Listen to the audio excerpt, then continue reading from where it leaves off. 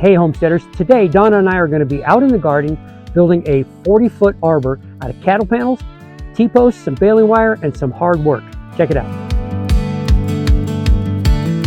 On the land where the wild grass grows,